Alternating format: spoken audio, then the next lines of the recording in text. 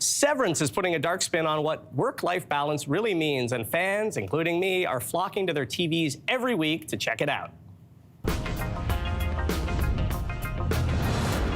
I give consent to sever my memories between my work life and my personal life.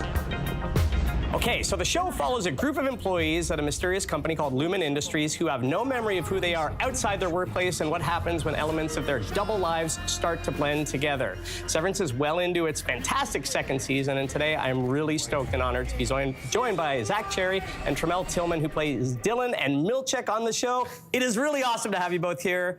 I am one of the super fans who kind of proselytize about this show, tell everybody I know about it. It is fantastic, so it's an honor to talk to you.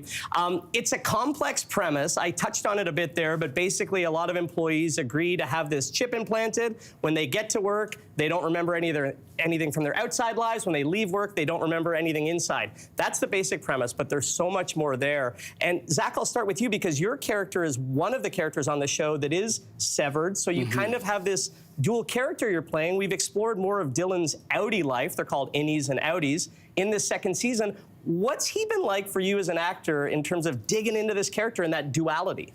Yeah, it's a really fun opportunity and like exciting challenge, and they are dual characters, but they're also the same person. So we play around with that of like how much is different, how much overlap is there, and what bleeds through. So it's been really fun to learn more about his outie this year. Oh, I love that, and fun for us as viewers to learn that too. Tramell, Milchek, also known as Seth, is not severed because he's this like deliciously sycophantic to the company, a middle manager, but there's also so much going on with him. I have some theories about where he may be headed.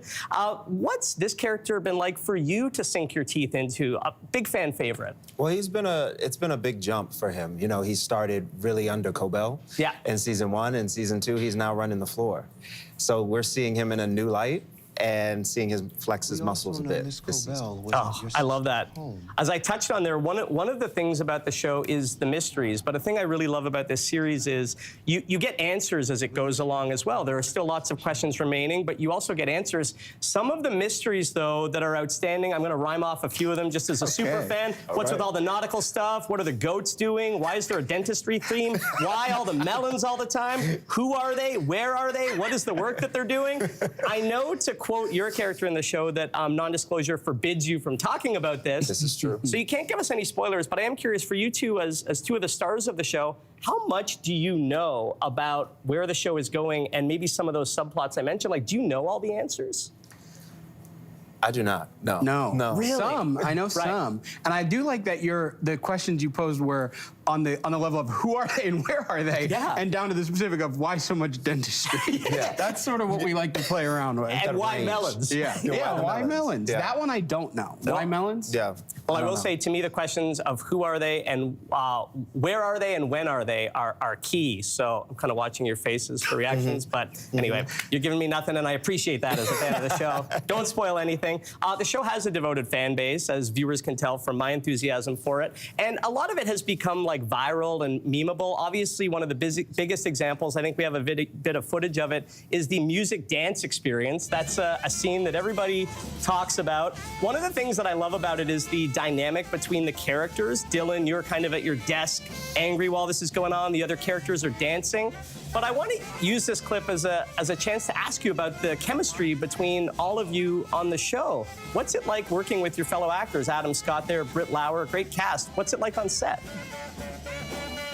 I was just mesmerized by the dance experience. And at the end, you attack Milchek in this clip, which is great. Nice It's wonderful. It's such a great group, and everyone is like bringing so much to it. Honestly, like I was just mesmerized. Sometimes I am kind of just sitting there in awe of the other actors' work, but it's a lot of fun. Yeah, I mean, it's the same. It's very playful.